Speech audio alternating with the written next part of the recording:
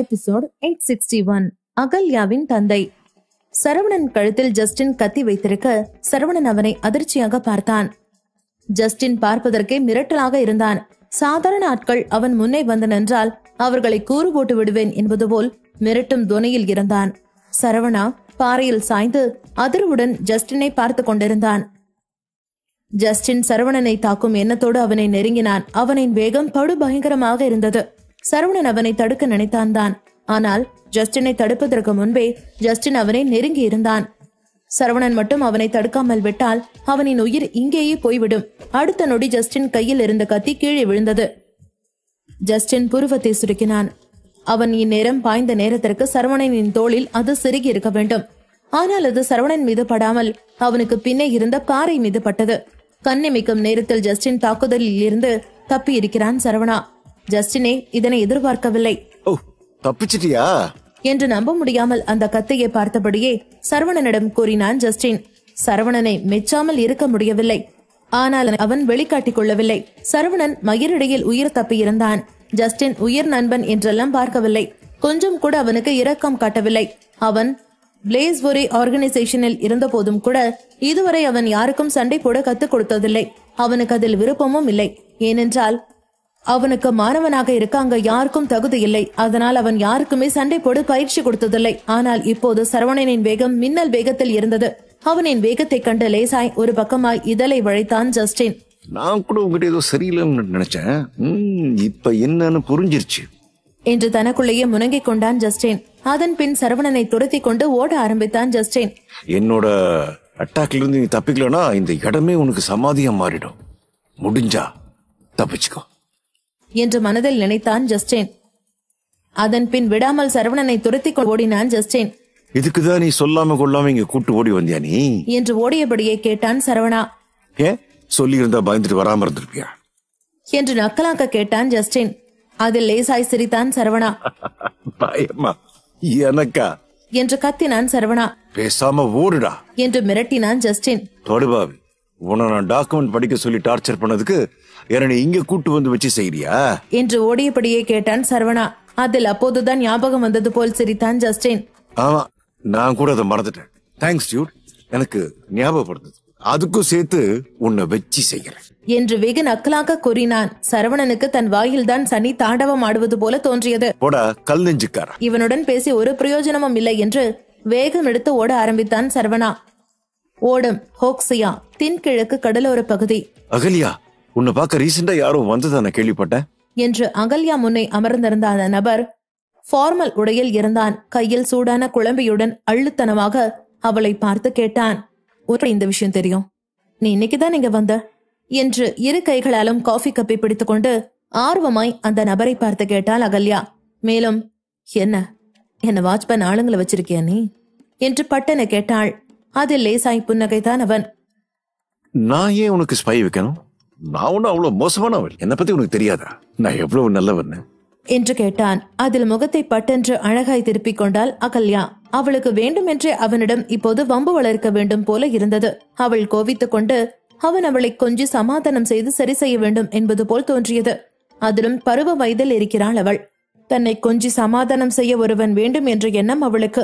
அதுவும் நிறைய டிராமாக்களில் இது போன்ற கொஞ்சி கொஞ்சி சமாதானம் செய்யும் காட்சிகளை கண்கள் மின்ன பார்த்தவளுக்கு அதுபோல் தன் வாழ்விலும் நடக்க வேண்டும் என்ற ஆவல் அவளை இப்படியெல்லாம் வம்பு செய்ய வைத்தது. அவள் வயதில் இருக்கும் பெண்கள் செய்யும் சாதாரண விஷயம்தான். அந்த நபர் அகல்யாவையே இமைக்காமல் அழுத்தமாய் பார்த்தான். கண்குள் அவளின் அழகையே ரசனையுடன் பார்த்து கொண்டிருந்தான். அவனின் கண்ணிற்கு அவளை விட பேரழகி யாரும் இல்லை என்று தோன்றியது. அகல்யா சாதாரண பெண் இல்லையே.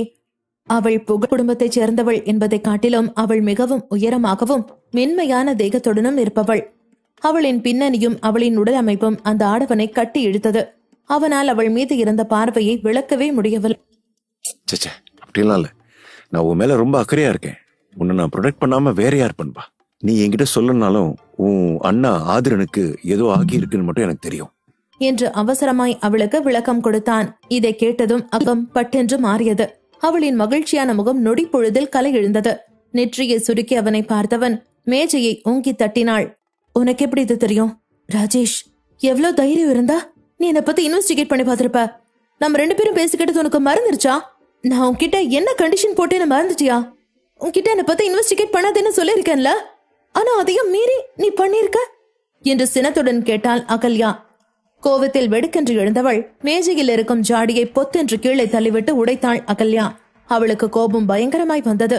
அவள் தள்ளிவிட்டதில் அந்த பாத்திரம் பெரும் சத்தத்துடன் கீழே விழுந்து சிதறியது. பீங்கான் ஜாடி கீழே விழுந்து அந்த இடம் முழுவதும் சிதறி கிடந்தது. அகல்யாவின் காதலன் ராஜேஷ் உடனே படபடப்புடன் வேகமாய் எழுந்து அவளிடம் சென்றான். அவனுக்கு அவளின் கோபத்தை எப்படி சமாளிப்பது என்றே தெரியவில்லை. ஹனி, என்ன பண்ற நீ? ப்ளீஸ் அமைதியாரு. எனக்கு இன்னும் உன்னை பத்தி தெரியாதுன்னு நினைக்கிறியா? நமக்குள்ள அவ்வளவுதானா? என்ன நம்பு ஹனி. நான் ஏன் உன்னை பத்தி இன்வெஸ்டிகேட் பண்ண போறேன்? அதுவும் நீ பண்ணக்கூடாதுன்னு சொன்னதுக்கு அப்புறம்? டார்லிங், உனக்கே தெரியும் நான் உன் மேல எவ்வளவு உயிரா இருக்கேன்னு. என்ன போய் நீ அப்படி சந்தேகப்படாத ப்ளீஸ். உனக்கு பிடிக்காததை நான் கண்டிப்பா எப்பவும் பண்ண மாட்டேன். நான் உன்னை பத்தி எந்த இன்வெஸ்டிகேஷனும் பண்ணல. ஆனா ரீசெண்டா நம்ம நாட்டுல ஒரு முக்கியமான நியூஸ் ஹாட் டாபிக்கா போயிட்டு இருந்துச்சு. அந்த நியூஸ்ல ஆதிரன் இறந்துட்டதா சொன்னாங்க. நான் முதல்ல உனக்கும் ஆதிரனுக்கும் எந்த சம்பந்தமும் இருக்காதுன்னு தான் நினைச்சேன். ஆனா உனக்கே தெரியும் மிட்டல் சர்நேம் சில பேருக்கு தான் இருக்குன்னு என்று ராஜேஷ் கூற அவனை நம்பிக்கை இல்லாமல் பார்த்தாள் அகல்யா. 862 ராஜேஷின் விசாரணை. ராஜேஷ் கூறுவதை நம்ப முடியாமல் பார்த்தாள் அகல்யா. ஆனாலும் அவன் சொல்வதில் நியாயம் இருப்பதை உணர்ந்து சற்று அமைதியானாள். இப்ப கடைசியில எல்லாம் என்னோட தப்புன்னு சொல்றியா நீ என்று அமைதியாக கேட்டபடியே சேரில் அமர்ந்தாள் அகல்யா. அவள் மீண்டும் அமைதியாய் உட்காருவதை பார்த்து பெருமூச்சு விட்டான் ராஜேஷ். அப்போதுதான் அவனுக்கு நிம்மதியாக இருந்தது. அவனும் அதன் பின் அமைதியாய் அமர்ந்தான். அவன் அகல்யாவை அழுத்தமாய் பார்த்து கொண்டிருந்தான். அவளை பார்க்க பார்க்க ஏதோ சரியில்லை என்று அவனுக்கு தோன்றியது. இதுவரை அகல்யா அவனிடம் கோபப்பட்டு குரலை உயர்த்தியதே இல்லை. இதுவே முதல் முறை. இதுவரை அவன் அகல்யாவின் குடும்பத்தை பற்றி பல முறை கேட்டிருக்கிறான் தான்.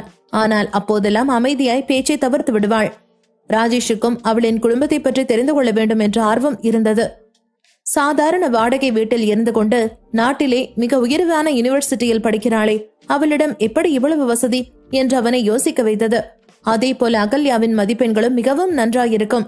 அதுவும் இல்லாமல் அவள் வெளிநாட்டில் புகழ்பெற்ற யூனிவர்சிட்டியில் இருந்துதான் இங்கு வந்திருக்கிறாள். அப்படி இருக்கையில் அவளை பற்றி தெரிந்து கொள்ள ஆர்வமாயிருந்தது அவனுக்கு. இதை பற்றி ராஜேஷ் பலமுறை அகல்யாவிடம் கேட்டிருக்கிறான். அதற்கெல்லாம் அகல்யா பொறுமையாய் பேச்சை மாற்றி தவிர்த்திருக்கிறாள். இப்போது கோவப்பட்டது போல் ஒரு முறை கூட அவள் கோவப்பட்டதில்லை. இதுவே முதல் முறையாக அவன் மீது அவள் கோவப்படுகிறாள். ராஜேஷ் ஆழமாக யோசிக்க தொடங்கினான். எதுக்காக இவ இவ்வளவு கோவப்படணும்? ஒருவேளை அவ வீட்டுக்கு வந்த ஆளை பத்தி நான் கேட்டதுனால கோவப்படுறாளா என்று அவளை பார்த்தபடியே பலவாறாக யோசித்தான். அவனுள் இன்னும் பல கேள்விகள் ஓடியது. முதலில் அகல்யா எதற்காக அவன் மீது கோவப்பட்டாள் என்று அவனுக்கு தெரியவில்லை. அதேபோல் அவள் வீட்டிற்கு வந்தவனும் யார் என்று அவனுக்கு தெரியவில்லை. சட்டென்று அவனுக்குள் ஒரு விதமான அதிருப்தி ஏற்பட்டது. அவனுக்கு அந்த உணர்வு கொஞ்சமும் பிடிக்கவில்லை. அவன் கடந்த சில வருடங்களாய் பல பெண்களுடன் இறந்திருக்கிறான் தான். அவன் தேவைகளுக்கு ஏற்ப பெண்களை மாற்றிக்கொண்டு சுற்றித் திரிந்தான். ஆனால் அகல்யா அவனுக்கு அப்படி இல்லை. அவன் பார்த்த பெண்களிலேயே அவள் அவனுக்கு சற்று மாறுபட்டவள். அவனின் கவனத்தையும் வெகுவாய் ஈர்த்தவள். அவன் பார்வைக்கு மட்டும் அவள் எப்போதுமே தனித்துவமாய் தெரிந்திடுவாள். இதுவரை அகல்யா அவனிடம் சிடுசிடுவென பேசியதோ, அவன் மீது கோபத்தை காட்டி எரிந்து விழுந்ததோ இல்லை. எப்போதுமே அவனிடம் இன்முகத்துடன் தான் பேசிடுவாள். அதுவே அவனுக்கு மிகவும் பிடிக்கும். அவன் அவளிடம் கோபப்பட்டு சற்று கடிந்து கொண்டால் கூட மற்றவர்களை விட மிகவும் வித்தியாசமாய் அவனிடம் நடந்து கொள்வாள். அவனை மிகவும் பொறுமையாக கையாளுவாள். அவன் கோபத்தை புரிந்து கொண்டு அவனுக்கு ஏற்றாற்போல் நடந்து கொள்வாள். அவளின் பொறுமை குணத்தால் ராஜேஷின் மனதில் சில பல உணர்வுகளை கிளப்பி விட்டிருந்தாள். ராஜேஷ் யோசித்தவன் அமைதியாய் தலையை குனிந்து கொண்டு அவனின் போனை எடுத்து அவனின் ஆட்களுக்கு மெசேஜ் அனுப்பினான். அகல்யாவை பார்க்க வந்தவன் யாருன்னு கண்டுபிடி என்று அனுப்பினான். எதிர்பக்கத்தில் ராஜேஷ் மெசேஜை பெற்ற அவனின் அசிஸ்டன்ட் உடனே அவனுக்கு வேகமாய் பதில் அனுப்பினான். சார், அவங்கள பார்க்க வந்தவன் பேரு சரவணன். அவனும் ஆதரனும் ஃப்ரெண்ட்ஸ் என்று அனுப்பினான். இதில் எரிச்சல் அடைந்தான் ராஜேஷ். என்ன, ஆதிரன் ஃப்ரெண்டா? அவனை மட்டும் குடும்பத்தை பத்தி தெரிஞ்சுக்கிட்டு அவளுக்கு ஹெல்ப் பண்ண வந்திருக்கான்னு சொல்லாத. நான் செம்ம கடுப்புல இருக்க என்று பல்லை கடித்துக் கொண்டே பதில் அனுப்பினான் ராஜேஷ். எதிர்பக்கத்தில் இருந்த அவனின் அசிஸ்டன்ட் உடனே பதில் அனுப்பினான். ஒருவேளை அது உண்மையா கூட இருக்கலாம். நான் விசாரிச்ச வரைக்கும் அகல்யா சரவணனோட க்ளோஸா இருந்திருக்கா. மிட்டல் குடும்பத்துல அவ இருந்த வரைக்கும் அகல்யா சின்ன குழந்தையா இருக்கிறப்பவே சரவணன் கூட விளையாடுவாளாம். ஆனா சில காரணத்தால சரவணன் சிட்டாடல்ல இருந்து வெளியே போக வேண்டியதாச்சு. அதுக்கப்புறம் 2 பேருக்கும் இருந்த கான்டாக்ட் அதோட விட்டு போச்சு என்று கூறினான் அசிஸ்டன்ட். இதை கேட்டதுமே ராஜேஷ் கைகளை இறுக மூடினான். அவனுக்கு இது கடுப்பா இருந்தது. இத்தனை நாளா வராதவன் இப்ப எதுக்கு வந்தான் என்று பல்லை கடித்தவன், ஒருவேளை இதனால்தான் அகல்யா கோவப்பட்டாளோ என்றும் யோசித்தான் ராஜேஷ். அவனுக்கு இதை பற்றி இன்னும் அவளிடம் கேள்வி கேட்க வேண்டும் என்பது போல் தோன்றியது. ஆனால் அதற்குள்ளே அகல்யாவின் அம்மா பிரீதா அங்கு வந்தார். ராஜேஷ், நிஜமாவே நீ திரும்ப வந்துட்டியா? அகல்யா கூட நீ இன்னைக்கு வர்றதா சொன்னா. நான் முதல்ல நம்பல. உன்னை அவ ரொம்ப மிஸ் பண்றதுனால அப்படி சொல்றாளோன்னு நினைச்சேன். ஆனா நீ நிஜமாவே திரும்ப இங்க வருவேன்னு நான் எதிர்பார்க்கவே இல்ல. ஆமா, ஏன் நீ இவ்வளவு சீக்கிரமா திரும்பி வந்துட்ட? அங்க ஏதாவது பிரச்சனையா? நீ ஓகேவா? உன்னோட விசா கூட இன்னும் எக்ஸ்பயர் ஆயிருக்காதே. சீக்கிரமாவே நீ திரும்பி வந்துட்ட என்று கேட்டார் பிரீதா. ராஜேஷை பார்த்ததும் மொத்தமாய் வேறு ஆளாய் மாறியிருந்தார் பிரீதா. பிரீதா ஆண்டி, எப்படி இருக்கீங்க என்று கேட்டபடியே எழுந்தான் ராஜேஷ். நான் உங்க எல்லாரையும் ரொம்ப ரொம்ப மிஸ் பண்ணேன். அதான் இவ்வளவு சீக்கிரமா திரும்ப வந்துட்டேன் என்று கம்பி கட்டினான் ராஜேஷ். அடடா, அங்க போய் நல்லா பேச கத்துக்கிட்ட போல நீ என்று கேலி செய்தார் பிரீதா. நல்ல உருட்ட கத்துக்கிட்டான் என்று கடுப்பில் கண்களை சுழற்றினாள் அகல்யா. அதில் சிரித்தான் ராஜேஷ். எல்லாரையும் விட நான் உன்னதான் ரொம்ப ரொம்ப மிஸ் பண்ணேன். எங்க பார்த்தாலும் எனக்கு உன்னை பாக்குற மாதிரியே இருந்துச்சு என்று கூறினான். இதை கேட்டதும் அகல்யா மீண்டும் கண்களை சுழற்றினாள். பிரீதா ஆண்டி, இந்தாங்க உங்களுக்காக நான் வாங்கிட்டு வந்த கிஃப்ட். உங்களுக்காக நான் வெளிநாட்டுல தேடி தேடி வாங்கிட்டு வந்தது இந்த லேடிஸ் வாட்ச் என்று புன்னகையுடன் அவன் பேக்கில் வைத்திருந்த கிஃப்டை எடுத்து அவரிடம் கொடுத்தான் ராஜேஷ். இதை பார்த்ததுமே ராஜேஷை மிகவும் கனிவுடன் பார்த்தார் பிரீதா. மகிழ்ச்சியாக அதனை வாங்கி ஓரமாய் வைத்தார் பிரீதா. ராஜேஷ், நீ எதுக்குப்பா இவ்ளோ செலவு பண்ணி எனக்காக வாங்கணும்? கண்டிப்பா இந்த வாட்ச் லட்சக்கணக்கில் இருக்கும் போலயே என்று கூறினார் பிரீதா. அதில் மீண்டும் லேசாய் புன்னகைத்தான் ராஜேஷ். ஆமா ஆண்டி, இதோட விலை 4 லட்சம். உங்க சந்தோஷத்துக்காக நான் என்ன வேணாலும் செய்வேன். நீங்க என்னோட அகல்யாவோட அம்மா இல்லையா? உங்க முன்னாடி காசு ஒரு விஷயமே இல்ல என்று கூறினான் ராஜேஷ். அட போப்பா, எதுக்கு இப்ப இவ்ளோ பணத்தை செலவு பண்ற? அதுவும் இல்லாம உன்னோட ஃபேமிலி பிசினஸ் எல்லாம் இப்ப க்ளோஸ் பண்ணிட்டதா கேள்விப்பட்டேன். இப்ப போய் ஏன் நீ பணத்தை வீணாக்குற? அனாவசியமா செலவு பண்ணாத. ஆமா, ஒருவேளை நீ இந்த விஷயத்துக்காக தான் இங்க திரும்ப வந்தியா என்று கேட்டார் பிரீதா. இதை கேட்டதுமே மறுப்பாக தலையசைத்தான் ராஜேஷ். இப்ப அது முக்கியம் இல்ல, அதெல்லாம் ஒரு பிரச்சனையே இல்ல. இப்போதைக்கு வேணும்னா எங்க ஃபேமிலி பிசினஸ் க்ளோஸ் பண்ணிருக்கலாம். ஆனா ஆண்டி, நீங்க கவலைப்படாதீங்க. இதுக்கு பின்னாடி வேற சில கதையும் இருக்கு. நானும் என் குடும்பம் ரொம்ப முக்கியமான ஒரு அக்ரிமெண்ட்டை சைன் பண்ணியிருக்கோம். இப்ப என்னால அதை பத்தி சொல்ல முடியாது. ஆனா அகல்யா என்ன கல்யாணம் பண்ணா அவளை எந்த குறையும் இல்லாம நான் பாத்துக்கணும். நீங்க கவலையப்படாதீங்க. 863 அகல்யாவை தாம் பத்திரமாக பார்த்துக் கொள்வதாக கூறினான் ராஜேஷ். நீங்க கவலைப்படாதீங்க ஆண்டி. நாங்க இப்ப ஒன்னும் பண கஷ்டத்துலாம் இல்ல. எங்க கம்பெனி எல்லாம் மூடுறதுக்காக ஒருத்தர் எங்களுக்கு ஒரு வருஷத்துக்கு $1 பில்லியன் கொடுத்திருக்காங்க என்று கூறினான். என்ன, வருஷத்துக்கு $1 பில்லியன் என்று மனதில் திகைத்தவர், ரொம்ப சந்தோஷம். நீ பரவாயில்ல, நல்லவனா இருக்க. ஆனா எனக்குன்னு சில பேர் வர்றானுங்களே வெறும் கையோட. அவன் குழந்தையா இருக்கும்போது அவனையும் அவனோட குடும்பத்தையும் பாத்துக்கிட்டதுக்கு வெறும் கைய வீசிட்டு வரான் என்று நொடிந்து கொண்டார் பிரீதா. ஆண்டி, என்ன சொன்னீங்க என்று அவர் சொன்னது சரியாய் கேட்காமல் இருக்க புரியாமல் கேட்டான் ராஜேஷ். உடனே அசட்டு சிரிப்பு சிரித்தார் பிரீதா. இல்லல்ல, ஒண்ணும் இல்ல, நான் சும்மா சொன்னேன் என்று கூறி சமாளித்தார் பிரீதா. நாட்கள் அதன் போக்கில் கடந்தது. ஒரு தனிமைப்படுத்தப்பட்ட தீவில் இருவர் இன்னும் ஓயாமல் ஓடிக்கொண்டிருந்தார்கள். ஜஸ்டின் சரவணனை தாக்குவதை நிறுத்திவிட்டு பெரிய பெரிய மூச்சுகளை இழுத்து விட்டுக் கொண்டிருந்தான். அந்த நேரம் அவர்கள் இருவர் தலைக்கு மேலும் ஒரு ஹெலிகாப்டர் பறந்து வந்தது. எப்போ? இதுக்கு மேல என்னால முடியலடா என்று பெருமூச்சு விட்டான் சரவணா. ஜஸ்டினும் சம்மதமாய் தலையசைத்தான். சரி வா போலாம் என்று ஆழமாய் மூச்சை விட்டு சரவணனை அழைத்துச் சென்றான். சரவணனுக்கு நரகத்தில் இருந்து உயிர் தப்பி வந்தது போல இருந்தது. இனிமே உன் கூட நான் தனியாவே வரமாட்டேன்டா பாவி என்று சிலிப்பிக் கொண்டான் சரவணா. ஜஸ்டின் லேசாய் தலையை மறுப்பாக அசைத்து சிரித்துக் கொண்டான். அவனுமே பயங்கர சோர்வாய் இருந்தான். சரவணனுக்கு இந்த மாதிரியான அனுபவத்தை அவன் வாழ்வில் இனி சந்திக்கவே கூடாது என்று இருந்தது. ஜஸ்டின் அவனை ஓட ஓட விரட்டி விட்டான். ஆள விடுறா என்று சரவணன் மேலும் கூற வர ஜஸ்டின் கண்கள் அகல விரிந்திருந்தது. டேய் என்று அதிர்ச்சியுடன் கூறினான். பதறாத, ஒன்னும் சொல்ல மாட்டேன். நான் உன்னை செஞ்சதுக்கு என்ன வச்சு செஞ்சிட்டல்ல, இருடா என் கூட தானே வந்தாகணும். நிஜமாவே என்ன கொல்ற மாதிரி இப்படி சண்டை போடுற என்று நொந்தான் சரவணா. ஹெலிகாப்டரில் ஏறி அமர்ந்த சரவணனுக்கு கை கால்களை அசைக்கவே இல்லை. அந்த அளவிற்கு மிகவும் அசதியாக இருந்தது. ஜஸ்டினுக்கும் உடலெல்லாம் வலித்து சோர்ந்து போய் சாய்ந்து அமர்ந்து கொண்டான். பரவாயில்ல, நீயும் நல்லாவே ஃபைட் பண்ண என்று கூறினான் ஜஸ்டின். புட்டாங் என்று சரவணன் முடிப்பதற்கு முன் ஜஸ்டின் அவன் வாயை பொத்து இருந்தான். அதன் பின் சரவணன் எதுவும் சொல்லாமல் சீட்டில் அமர்ந்து கண்களை மூடினான். ஜஸ்டின் அமைதியாய் அமர்ந்திருந்தான்.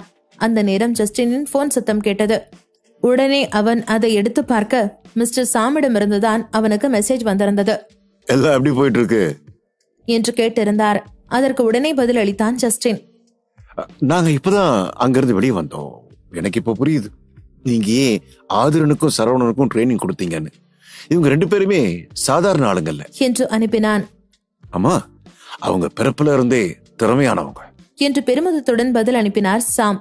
அதன் பின் ஜஸ்டின் ஒரு நொடி யோசித்தான். எனக்கு என்னமோ சாதாரண திறமை மாதிரி தோணல. அவன் திரும்ப அட்டாக் பண்றது எல்லாமே தன்னிச்சையா பண்ற மாதிரி இருக்கு. ஆமா, நீங்க இதுக்கு முன்ன சக்திவேலு அவரு சண்டை போடுறத பாத்திருக்கீங்களா என்று கேட்டான் ஜஸ்டின். அவன் கேள்வியில் முதலில் புருவம் சுருக்கி யோசித்தார் சாம். நான் இதுவரை அவர் சண்டை போட்டு பார்த்தது இல்ல. ஏன், என்ன பிரச்சனை என்று மீண்டும் மெசேஜ் அனுப்பினார் சாம்.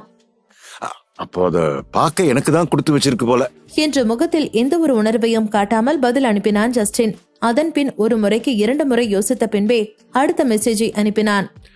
அன்னைக்கு ஒரு நாள் விக்ரம் அவரோட கண்ட்ரோலை இழந்துட்டார். அப்போ அன்னைக்கு சக்திவேல் பிரஸ்டீஜ் ரெஸ்டாரண்ட் மேல இருந்தாரு என்று போனில் டைப் செய்தவனுக்கு அவனின் கெட்ட கனவு அவன் கண்முன்னே தோன்றி மறைந்தது போல இருந்தது.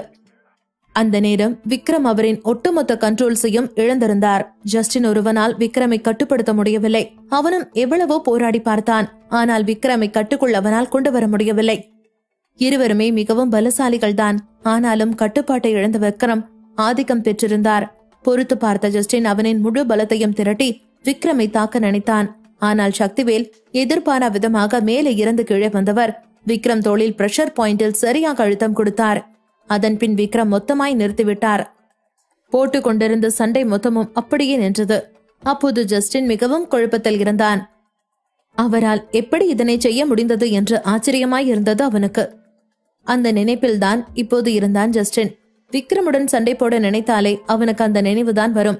அதன் பின் சில மணி நேரங்களுக்கு பின் ஜஸ்டினும் சரவணனும் அயர்லாந்தில் எலினா வீடு இருக்கும் இடத்தில் தரையிறங்கினார்கள். நேராக இருவரும் அங்கே இறங்கிட ஜஸ்டின் அங்கிருந்து செல்ல பார்த்தான். எங்க ஓடுற, ஒழுங்கா என் கூட வா என்ற ஜஸ்டின் கையை பிடித்துக் கொண்டான். அது உன் மாமியார் வீடு, நீ போ, நான் ஏன் வரணும் என்று சிலுப்பிக் கொண்டான் ஜஸ்டின். இன்னொரு தடவை அப்படி சொன்ன வாயை உடைச்சிருவேன். நம்ம ஜாய கூட்டிட்டு போறதுக்காக தான் இங்க வந்திருக்கோம் என்று கூறினான் சரவணா. ஜஸ்டினும் வேறு வழியில்லாமல் அவனுடன் சென்றான்.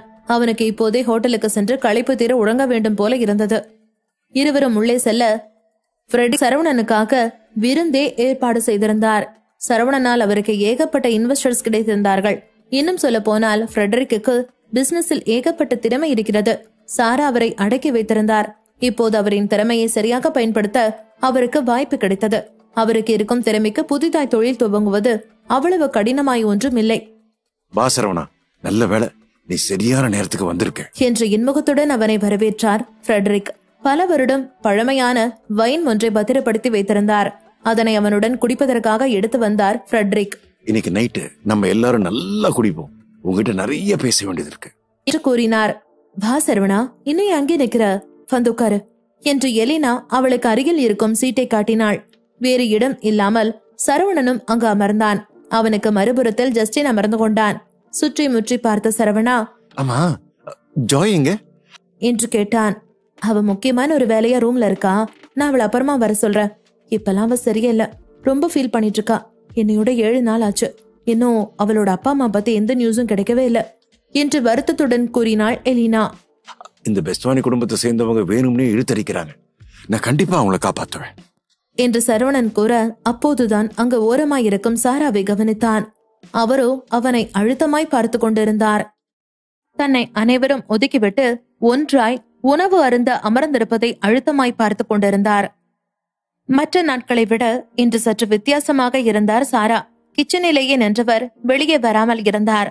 சிறிதாய் அவர் கண்ணில் பொறாமை தோன்றியது. இதில் அவருக்கு சரவணனை எதிர்கொள்ளும் தைரியம் இல்லை.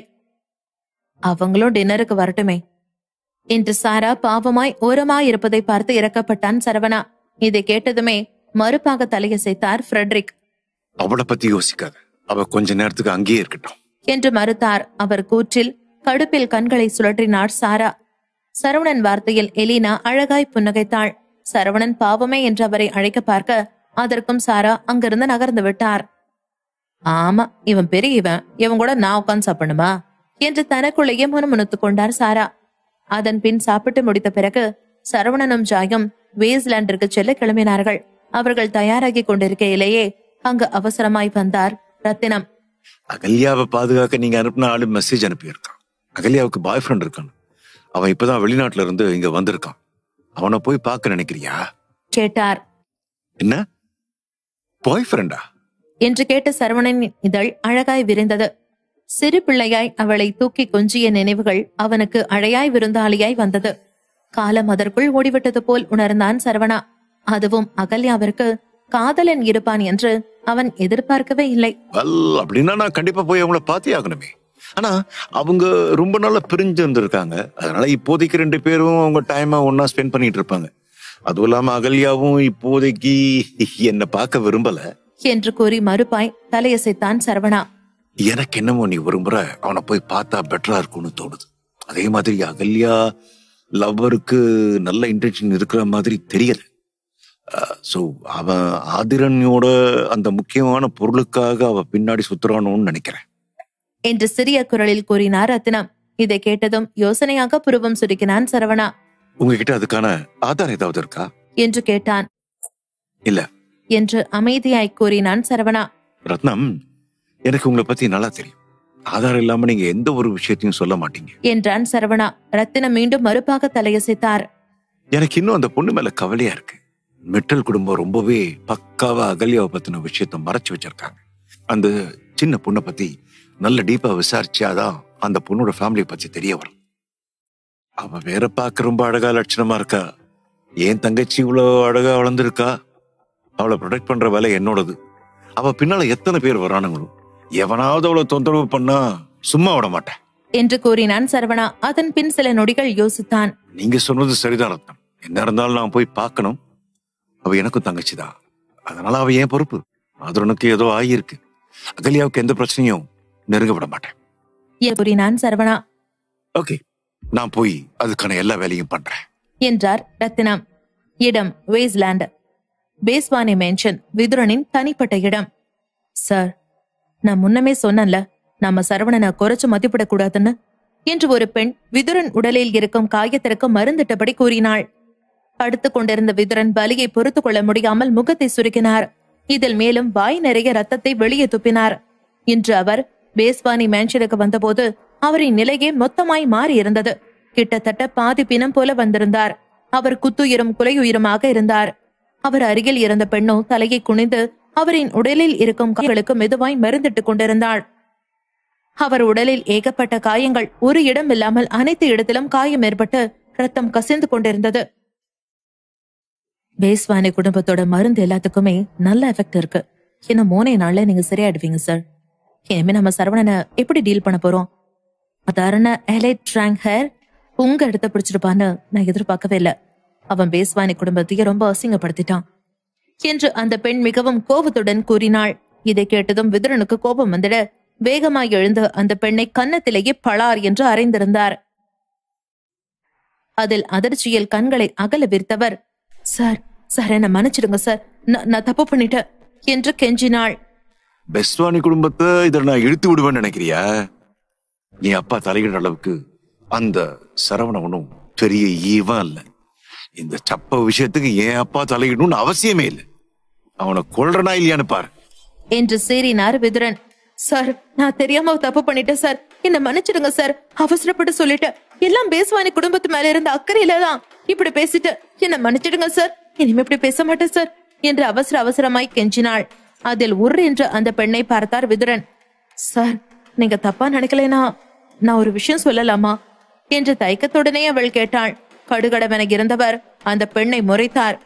அது எனக்கு சரவணனை பத்தி நல்லா தெரிஞ்ச ஒரு பொண்ண எனக்கு தெரியும். அவ சரவணனோட எதிரி. அவகிட்ட ஏதோ பிளான் இருக்கான். வேஸ்ட்லேண்ட்ல வச்சு உங்களால சரவணனை கொல்ல முடியும்னு சொன்னா என்று பேச்சை மெல்ல இழுத்தாள் அந்த பெண். விதுரன் சற்று யோசனையில் மூழ்கினார். பொதுவாக அவர் இதுவரை யார் உதவியையும் எதிர்பார்த்ததில்லை. ஆனால் இம்முறை சரவணனை அழித்தே ஆக்க வேண்டும் என வெறி அவருக்கு. அதனால் யார் அது, என்ன திட்டம் என்று கேட்க நினைத்தார். ரெண்டு பேருன்னு அவளை வர சொல்லு. அவ பிளான் மட்டும் எனக்கு பிடிக்காம போகட்டும், கண்டிப்பா நானே அவளை கொண்டுடுவேன் என்று மிரட்டினார் விதுரன். ஜெஸ்ஸி, உள்ளவா, சார் கூப்பிடுறாரு என்று வாசல் பக்கம் திரும்பி கத்தினாள். அதன் பின் விதுரன் தோள்பட்டையை பிடித்துவிட நின்றாள். சார், அவ ஏற்கனவே பேஸ்வானி குடும்பத்துக்காக இதுக்கு முன்னாடியே உதவி பண்ணிருக்கா என்று கூறினாள். அந்த நேரம்தான் சரியாய் அங்கு உள்ளே நுழைந்தாள் ஜெஸ்ஸி. விதுரனை பார்த்த லேசாய் புன்னகைத்தாள் ஜெஸ்ஸி. சார், எனக்கு சரவணனை பத்தி ரொம்ப நல்லாவே தெரியும். அவன் ரொம்ப ஸ்ட்ராங். அவன்கிட்ட நீங்க நினைச்சு பார்க்க முடியாத அளவுக்கு பணம் இருக்கு. அது எல்லாமே ரொம்ப சிறப்பா அவன் மேனேஜ் பண்ணிட்டு இருக்கான். ஆனா அவன்கிட்ட ஒரே ஒரு பலவீனம் இருக்கு. சீக்கிரமா இறக்கப்படுவான். நாம அவனோட இந்த வீக் பாயிண்ட வச்சுதான் அடிக்கணும். அதுவும் இல்லாம அவன் கூட ஜஸ்டின் ஒருத்தன் இருக்கான். அவன் ரொம்ப ஸ்ட்ராங். அவன் இல்லனா சரவணாவ ஈஸியா நம்ம வேஸ்ட்லேண்ட்ல வச்சு கொன்னுடலாம் என்று அழுத்தமாய் கூறினாள் ஜெஸ்ஸி.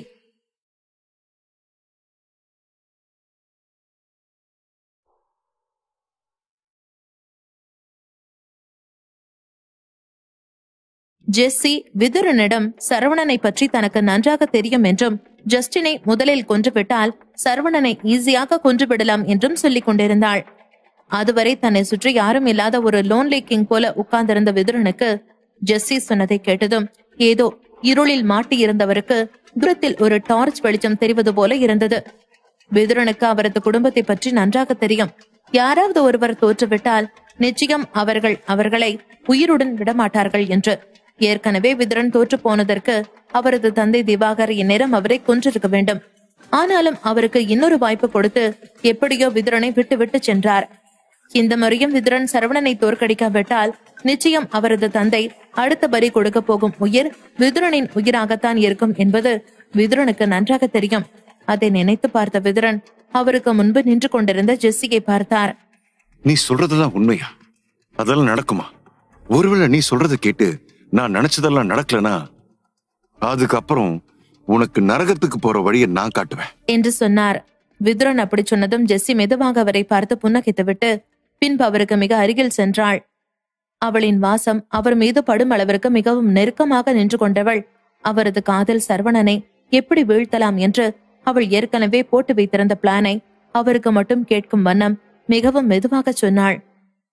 ஜெஸ்ஸியின் வாசம் அந்த நிலைமையிலும் அவருக்குள் ஏதோ ஒரு மாற்றத்தை ஏற்படுத்தியது. அதே போல அவளின் பிளானும் மிகவும் தெளிவாக இருந்தது.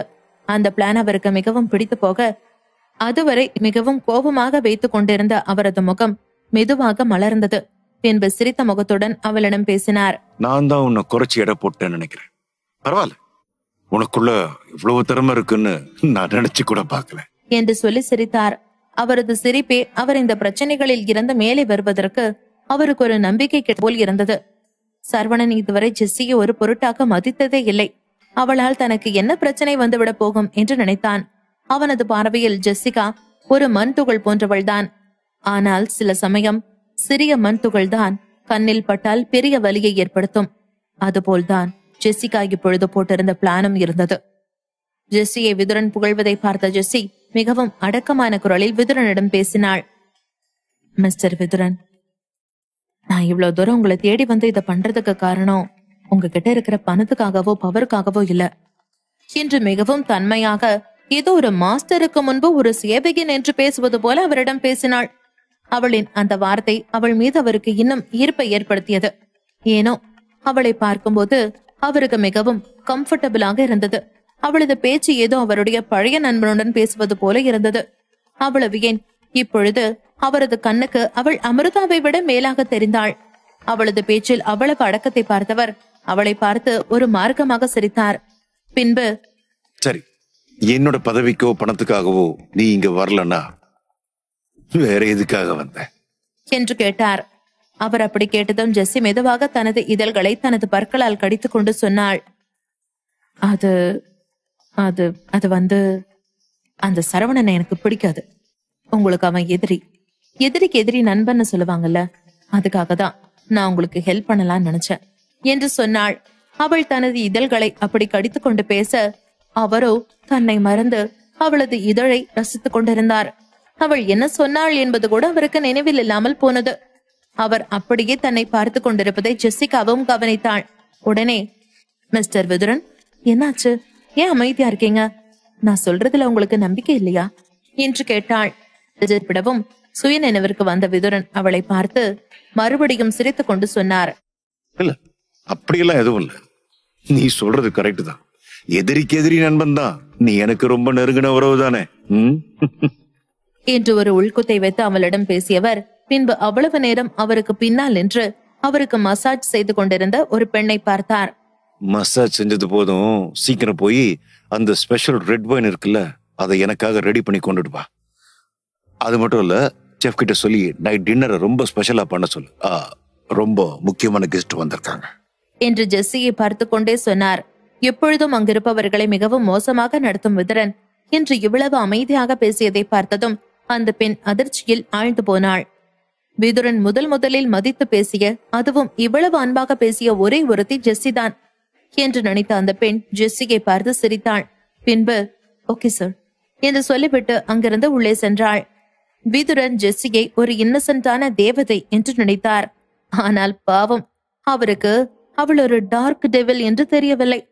அடுத்த சில மணி நேரங்களிலேயே டின்னர் கிராண்டாக ரெடியாகி இருக்க, அங்கிருந்த டைனிங் டேபிளில் இரவு உணவை முடித்துவிட்டு இருவரும் அருகருகே உட்கார்ந்து ரெட் வைனை ட்ரிங்க் செய்ய ஆரம்பித்தார்கள்.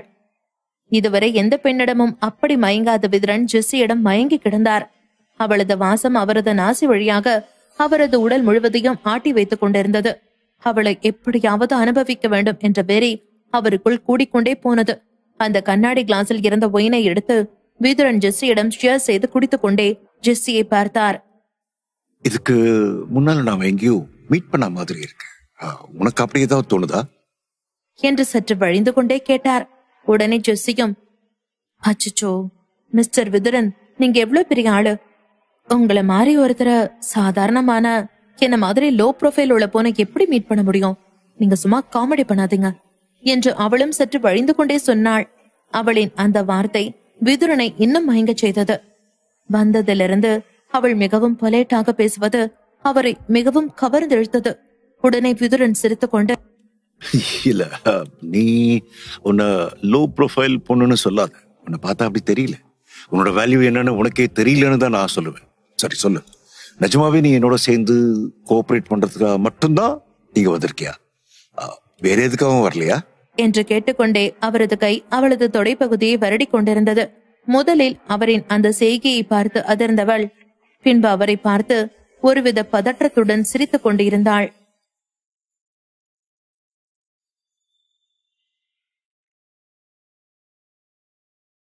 எபிசோட் 866. கார் இருள். விதுரன் ஜெசிகாவிற்காக இரவு டின்னர் கிராண்டாக அரேஞ்ச் செய்திருந்தார். டின்னர் முடிந்து இருவரும் ரிங் செய்து கொண்டிருக்கும் பொழுது விதுரன் ஜெஸ்ஸியிடம் கேட்டார், நிஜமாவே நீ எனக்கு ஹெல்ப் பண்றதுக்காக மட்டும்தான் இங்க வந்திருக்கியா என்று. அப்பொழுது அவரது கைகள் மெதுவாக அவளது தொடையை வருடி கொண்டிருந்தது. முதலில் அதிர்ந்து போன ஜெஸ்ஸி பின்பு அவரை பார்த்து ஒருவித பதற்றத்துடன் சிரித்தாள். அவளது கண்களில் ஏதோ பதற்றம் இருப்பதை விதுரன் கவனித்தார். உடனே, என்னாச்சு, உனக்கு பிடிக்கலையா என்று கேட்டார். பாவம், அவருக்கு ஜெஸ்ஸியின் உண்மையான முகம் தெரியாதல்லவா? ஜெஸ்ஸியை பொறுத்தவரை அவள் எவ்வளவு பெரிய ஆணையும் சர்வ சாதாரணமாக தனது வலையில் வீழ்த்தி விடுவாள். அவளது பார்வையில் காலேஜ் படிப்பவன், வேலை செய்பவன் என்று எந்த பாகுபாடும் இல்லாமல் அவள் ஒரு ஆண் மீது குறிவைத்து விட்டாள். ஈஸியாக அவனை தனது வலையில் வீழ்த்தி விடுவாள். அந்த அளவிற்கு ஜெஸ்ஸியிடம் ஒரு ஈர்ப்பு சக்தி இருந்தது. அந்த ஈர்ப்பு சக்தியை தான் இப்பொழுது விதுரனிடமும் பயன்படுத்த விரும்பினாள். விதுரன் அவள் மிகவும் பியோரானவள், இன்னசென்ட் என்று நினைத்துக் கொண்டு அவளிடம் வழிந்து கொண்டு பேச, அவளும் இது போதுமே என்று தனக்குள் சொல்லிக் கொண்டு தனது மொத்த நடிப்பு திறமையும் அவரிடம் காட்ட முடிவு செய்தாள். ஜெஸ்ஸி எதுவும் சொல்லாமல் அமைதியாக இருப்பதை விதுரன் பார்த்தார். பின்பு, என்னாச்சு, நான் தொடர்றது உனக்கு பிடிக்கலையா என்று திரும்பவும் கேட்டார். உடனே ஜெஸ்ஸி மறுபடியும் தனது இதழை கடித்துக் கொண்டு, இல்லை என்பது போல் தலையாட்டினாள். அவள் அப்படி தலையாட்டியது அவரை இன்னும் கிறங்கச் செய்தது. அவளது இதழில் நிறுத்திய தனது பார்வையை வேறு எங்கும் எடுக்காமல் அவளது இதழையே பார்த்து கொண்டு சொன்னார். உனக்கு வேற ஏதாவது பிரச்சனையா என்று கேட்டார். உடனே ஜெஸ்ஸி மயக்கும் குரலில், இல்ல, அது எனக்கு இந்த மாதிரி முன்ன பின்ன யார் கூடயும் இருந்து பழக்கம் இல்ல, அதான் கொஞ்சம் பயமா இருக்கு என்று தனது உச்சக்கட்ட நடிப்பை அவரிடம் காட்டினாள். அவள் அப்படி சொன்னதுதான் தாமதம். அது அவரை பித்து பிடிக்க செய்ய உடனே அப்படியே அவளை தூக்கி தனது மடியில் வைத்தவர் அவளது இதழோடு தனது இதழை பொருத்தினார். பின்பு அவளோடு எல்லை மீறத் தொடங்கினார். விதுரன் ஜெஸ்ஸியுடன் கூடிய அதே தருணம் அவ்வளவு நேரம் செவ்வானமாய் இருந்த மேகம் சட்டென்று இருள் சூழப்பட்டு இரவு போல் காட்சியளித்தது. வெஸ்வானி ஃபேமிலியின் விழாவில் வேலை பார்த்து கொண்டிருந்த அனைவரும் பட்ட பகலில் இது என்ன இப்படி ஒரு மேகம் என்று அதிர்ச்சியுடன் பார்த்து கொண்டிருந்தார்கள்.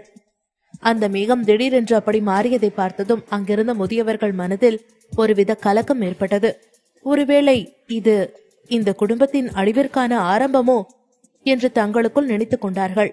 சரவணனும் ஜாயும் கிளம்புவதற்காக எல்லா பொருட்களையும் எடுத்து வைத்துக் கொண்டு தயாராகி கொண்டிருந்தார்கள்.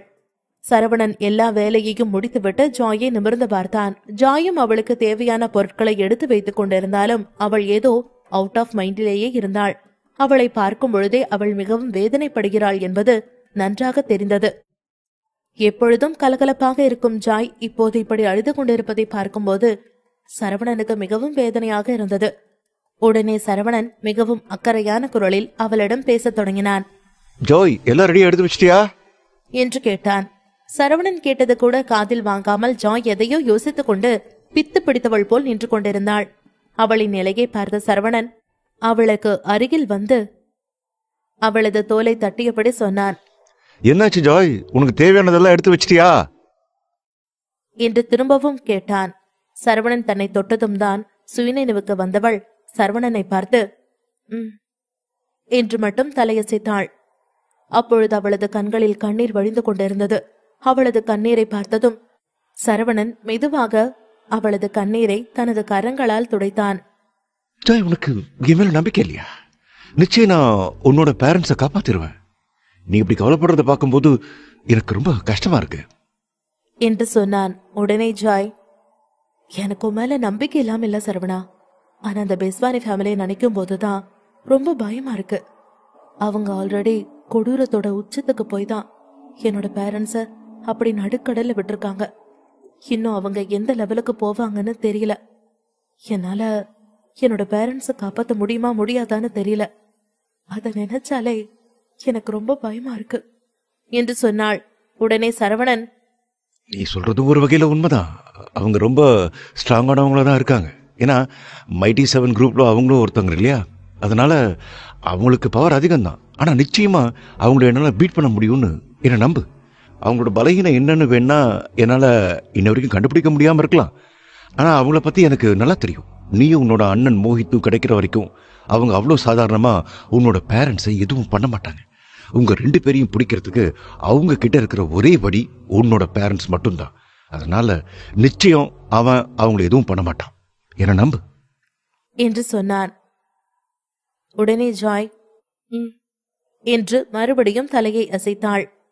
மோஹித்தை பற்றி சொல்லவும் தான் சரவணனுக்கு மோஹித்தின் நினைவு வந்தது. உடனே, சரி, உங்க அண்ணன் மோஹித்தை காண்டாக்ட் பண்ணியா? அவன் ஏதாவது சொன்னானா என்று ஜாயிடம் கேட்டான். ஏற்கனவே கலங்கிய விழிகளுடன் இருந்தவளுக்கு மோஹித்தின் பெயரை கேட்டதும் இன்னும் கண்கள் குளமாகியது. அவள் அழுது கொண்டே, ஒரு 2 நாளைக்கு முன்னாடி நான் அவனை காண்டாக்ட் பண்ணினேன். எனக்கு தெரிஞ்சு அவனுக்கு என்னோட பேரண்ட்ஸுக்கு என்ன நடந்ததுன்னு தெரியலையா, இல்ல அவங்களுக்கு என்ன நடந்ததுன்னு தெரிஞ்சும் நமக்கு என்னென்ன தள்ளி இருக்கானான்னு எதுவும் புரியல. அவனும் என்னோட பேரண்ட்ஸை பத்தி எதுவும் பேசல, நானும் அவன்கிட்ட எதுவும் சொல்லல. அவன் ஜஸ்ட் 2 வார்த்தை பேசிட்டு போனை கட் பண்ணிட்டான். அவனுக்கே எங்க மேல அக்கறை இல்லாதப்போ நான் ஏன் எங்களை பத்தி அவன்கிட்ட சொல்லணும்? அதான் நானும் அமைதியா இருந்துட்டேன் என்று சொன்னாள். ஜாய் சொன்னதை கேட்டதும் சரவணன் ஏதோ சொல்ல வர அப்பொழுது அங்கே ரத்தினம் வந்தார். எல்லாம் ரெடியா இருக்கு, நாம கிளம்பலாம் என்று சரவணனிடம் சொன்னார். உடனே சரவணன், ஓகே கிளம்பலாம். ஆனா போற வழியில நாம அகல்யாவை பார்த்துட்டு போகணும். நாம வர விஷயத்த முதல்ல அவகிட்ட சொல்லிடலாம். ம் என்று சொல்லிவிட்டு தனது செல்போனை எடுத்தவன் அகல்யாவின் எண்ணிற்கு போன் செய்தான். போனை அட்டன் செய்த அகல்யா அவனிடம் கோபமாக பேசினாள். உங்களை யார் எனக்கு போன் பண்ண சொன்னா என்று கோபமாக கேட்டாள். உடனே சரவணன், நான் உனக்கு தொந்தரவு பண்றதுக்காக போன் பண்ணல. ஜஸ்ட் உன்னை நான் பார்க்கணும். உன்னை பார்க்கறதுக்காக நான் கிளம்பி வந்துகிட்டு இருக்கேன். அதை சொல்லதான் உனக்கு போன் பண்ணேன் என்று சொன்னான். நீங்க எதுக்கு என்ன பார்க்கணும்? எனக்கும் சரி என்னோட ஃபேமிலியில் உள்ளவங்களுக்கும் சரி உங்களை பாக்குறதுல விருப்பம் இல்லைன்னு எத்தனை தடவை சொல்றது? உங்களுக்கு எத்தனை முறை சொன்னாலும் புரியாதா? எங்களுக்கு நீங்க வேணாம், போனை வைங்க என்று சொல்லிவிட்டு போனை கோபமாக வைத்தாள். 867 துடித்த அகல்யா. சரவணன் அகல்யாவிற்கு போன் செய்தான். பின்பு அவளிடம் அவனை பார்க்க அவன் வருவதாக சொன்னான். உடனே அகல்யா கோபமாக, நானும் என்னோட குடும்பம் தான் உங்களை பார்க்க விரும்பலன்னு சொல்றோம்ல, அப்புறம் இதுக்கு திரும்ப திரும்ப நீங்க எங்க கிட்ட வரணும்னு நினைக்கிற? எங்களை பார்க்க தயவு செஞ்சு வராத. உன்னை பார்க்க இங்க யாருக்குமே விருப்பம் இல்ல என்று சொல்லிவிட்டு போனை வைத்தாள். அவள் போனை வைத்த பிறகும் அவளது முகத்தில் கோபம் குறையாமல் இருப்பதை அவளது காதலன் ராஜேஷ் கவனித்தான். என்ன அகல்யா, ஏன் இவ்வளவு கோபமா இருக்கு?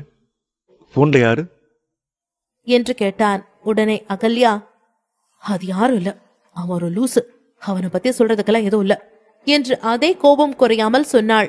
இதுவரை அகல்யா அவ்வளவு கோபமாக பேசி பார்த்திடாத ராஜேஷ் ஒரு நிமிடம் அவளையே நன்றாக உற்று பார்த்தான். அவள் என்னதான் கோபமாக பேசினாலும் போனில் பேசியவன் மீது அவளுக்கு அக்கறை இருப்பது நன்றாக தெரிந்தது. அதனால் அவன் மெதுவாக சிரித்துக் கொண்டு சொன்னான். அகல்யா, போன்ல இருக்கிறது யாரா இருந்தாலும் சரி, உன்னை யாராவது பார்க்கணும்னு சொன்னாங்கன்னா நீ தாராளமா அவங்களை இங்க வர சொல்லு. எனக்கு எந்த அப்ஜெக்ஷனும் இல்லை. உனக்கு யாராவது ஒருத்தவங்க உறவுனா அவங்க எனக்கும் உறவு தானே. அதனால அவங்க கிட்ட சொல்லு, உன்னோட காதலன்னா அவங்களுக்கு ட்ரீட் கொடுக்க ஆசைப்படுறேன்னு சொல்லு என்று சொல்லிவிட்டு மறுபடியும் அவளது முகத்தை உற்று பார்த்தான். ராஜேஷ் மிகவும் கிளவர். அவன் ஒருவரை பார்க்கும் பொழுதே அவர்கள் எப்படிப்பட்டவர்கள் என்பதை ஈஸியாக கண்டுபிடித்து விடுவான். அதுவும் பெண்களை சொல்லவே வேண்டாம். அவனது பார்வையில் அகல்யா மிகவும் மென்மையானவள், அதே சமயம் மிகவும் சென்சிட்டிவானவள். அகல்யா இன்னும் காலேஜ் கூட முடிக்காமல் இருந்ததால் அவளுக்கு வெளியுலகம் பற்றி அந்த அளவிற்கு தெரியாமல் இருந்தது. ஆண்களின் மனதிற்குள் என்ன இருக்கும் என்று அறியாதவளோ ராஜேஷ் அப்படி சொன்னதும் அவனை பார்த்து சிரித்தாள். பின்பு, நிஜமாவே நீ இவ்வளவு கூலா என்கிட்ட இதை பத்தி பேசுவான்னு நான் நினைச்சு கூட பார்க்கல. ஆக்சுவலி நான் சரவணனை பத்தி சொன்னா நீ கோவப்படுவியோன்னு தான் நினைச்சேன் என்று சொன்னாள். ராஜேஷ் அவள் முன்பு தன்னை மிகவும் நல்லவன் போல காட்டிக்கொள்வதற்காக அவளை பார்த்து மறுபடியும் சிரித்துக் கொண்டு சொன்னான். நான் ஏன் கோவப்பட போறாங்க? அவன் வேற யாரும் இல்லையே, உன் அண்ணனோட ஃப்ரெண்டு தானே. இப்போ உன்னோட அண்ணன் உயிரோட இல்ல, அதனால அவருடைய இடத்தை அவன் ஃபுல்ஃபில் பண்ணணும்னு நினைக்கிறதுல தப்பே இல்லையே. எல்லாரும் இதுதானே பண்ணுவாங்க என்று சொன்னான். ராஜேஷ் அப்படி சொன்னதும் அகல்யாவின் முகம் சட்டென்று மாறியது. அவளது கண்களில் இதுவரை அவன் பார்த்திடாத ஒரு பதற்றத்தை இப்பொழுது அவன் பார்த்தான். அதற்கு என்ன காரணம் என்று ராஜேஷ் அவளை உற்று பார்த்து கொண்டிருக்க, அகல்யாவோ ஒரு நீண்ட பெருமூச்சை விட்டுவிட்டு பின்பு ராஜேஷை பார்த்தாள். ராஜேஷ், எப்படியும் நான் உன்னை லவ் பண்றேன்னு உனக்கு நல்லா தெரியும். அதனால உன்கிட்ட நான் எதை பத்தியும் மறைக்க விரும்பல. உண்மைய சொல்ல போனா சரவண என் அண்ணனோட ஃப்ரெண்டு மட்டும் இல்ல, என்னோட ஃப்ரெண்டும் தான். நான் அவனும் சைல்ட்ஹுட் ஃப்ரெண்ட்ஸ் என்று சொன்னாள். அவள் அப்படி சொல்லும் பொழுது ஃப்ரெண்டையும் தாண்டி அவளுக்குள் சரவணன் மீது ஏதோ ஈர்ப்பிருவதை அவனால் உணர முடிந்தது. அதற்கு என்ன அர்த்தம் என்று புரியாமல் ராஜேஷ் ஒரு நிமிடம் குழம்பி போனான். ஆனால் அவனுக்கு ஒன்று மட்டும் தெளிவாக புரிந்தது, அவள் சரவணனை சந்திக்க விரும்புகிறாள் என்று. ஆனால் எதற்காக என்று புரியாதவன் எதுவும் சொல்லாமல் அமைதியாக அவளை பார்த்து கொண்டிருந்தான். அவர்கள் இருவரும் பேசிக் கொண்டிருப்பதை அகல்யாவின் தாய் பார்த்தார். பின்பு, சரி, எனக்கு டைம் ஆயிடுச்சு, நீங்க 2 பேரும் பேசிட்டுருங்க, நான் கிளம்புறேன் என்று சொல்லிவிட்டு அங்கிருந்து எழுந்தார். உடனே ராஜேஷ், அதுக்குள்ள கிளம்பிட்டீங்களா? வெயிட் பண்ணுங்க, என்னோட கார் வெளியில தான் நிக்குது, நானே உங்களை டிராப் பண்றேன் என்று சொன்னான். உடனே அகல்யாவின் தாய் சிரித்துக் கொண்டு, இருக்கட்டும், நீங்க 2 பேரும் இப்பதான் ரொம்ப நாள் கழிச்சு மீட் பண்ணிருக்கீங்க, உங்களோட இந்த மீட்டிங்க நான் ஸ்பாயில் பண்ண விரும்பல என்று சொல்லிவிட்டு அகல்யாவை பார்த்தார். இன்னைக்கு நைட்டு நீ ரொம்ப சீக்கிரம்லாம் வீட்டுக்கு வருவேனா, உனக்காக தான் ராஜேஷ் ரொம்ப தூரத்துல இருந்து வந்திருக்கான். அதனால அவன் கூட டைம் ஸ்பெண்ட் பண்ண. ஓகே, நான் கிளம்புறேன் என்று சொல்லிவிட்டு அவர் அங்கிருந்து கிளம்பினார். உண்மையில் அகல்யாவின் தாய்க்கு நன்றாக தெரியும் இன்னும் சற்று நேரத்தில் சரவணன் இங்கு வந்தாலும் வரக்கூடும் என்று. அவனை பார்க்க வேண்டாம் என்று நினைத்துத்தான் அகல்யாவின் தாய் வேக வேகமாக அங்கிருந்து கிளம்பினார். அகல்யாவின் தாய் தன்னை லேட்டாக வரும்படி சொல்லியதும் அகல்யாவின் முகம் வெட்கத்தில் சிவந்து போனது. அதை ரசித்த ராஜேஷ், அகல்யா, இப்ப நீ வெக்கப்படுறியா என்ன என்று சிரித்துக் கொண்டே கேட்டான். அகல்யா எதுவும் சொல்லாமல் இல்லையே என்று சொல்லி சமாளித்தாள். அடுத்த 3 மணி நேரத்தில் ஒரு அகல்யாவும் ராஜேஷும் இருக்கும் கஃபேக்கு முன்னால் வந்து நின்றது. அதிலிருந்து இறங்கிய ரத்தினம் வேகமாக கார் டோரை ஓபன் செய்தார். ஒருமுறை காருக்குள் உட்கார்ந்த அந்த கஃபேவை நன்றாக உற்று பார்த்தவன் பின்பு காரில் இருந்து இறங்கினான். நீங்க இங்கே வெயிட் பண்ணுங்க, இப்ப வந்துடுறேன் என்று சொல்லிவிட்டு அந்த கஃபேக்குள் சென்றான். ராஜேஷும் அகல்யாவும் அவர்கள் இருந்த டேபிளில் உட்கார்ந்து இருவர் கையிலும் வைத்திருந்த மொபைல் போனை வைத்து கேம் விளையாடி கொண்டிருந்தார்கள். இருவரும் நிமிர்ந்து பார்க்காமல் மிகவும் சின்சியராக அந்த கேமை விளையாடி கொண்டிருந்தார்கள். அப்பொழுது யதார்த்தமாக அகல்யா திரும்பி பார்க்க அவள் முன்பு சரவணன் நின்று கொண்டிருந்தான். சரவணனை பார்த்ததும் அகல்யா எரிச்சலானாள். ராஜேஷ், சீக்கிரம் கிளம்பு, முதல்ல நாம இங்கிருந்து போலாம், எனக்கு இங்க இருக்கவே பிடிக்கல என்று சொன்னாள். அவள் அப்படி சொன்னதும் ராஜேஷிற்கு சொல்ல முடியாத கோபம் வந்தது. ஆனாலும் அந்த கோபத்தை அவளிடம் வெளிக்காட்ட முடியாமல் தனது பல்லை இறுக கடித்துக் கொண்டு 3 மணி நேரத்திற்கு முன்பு நடந்ததை நினைத்து பார்த்தான். அகல்யாவின் தாய் அங்கிருந்து கிளம்பியதுமே ராஜேஷ் அகல்யாவிடம் சொல்லியிருந்தான். அகல்யா, நான் இன்னைக்கு உனக்காக தான் இங்க வந்திருக்கேன். அதனால நான் ஒரு நிமிஷம் கூட வேஸ்ட் பண்ணாம உன் கூட ஜாலியா ஸ்பெண்ட் பண்ணணும்னு நினைக்கிறேன். அதில் நாம 2 பேரும் மூவி பார்க்க போலாம். அதுக்கப்புறமா ரிவர் சைடு நம்ம 2 பேருக்காகவும் ஒரு அழகான டேட்டுக்கு ஏற்பாடு பண்ணியிருக்கேன். அது பண்ணலாம். அதுக்கப்புறம்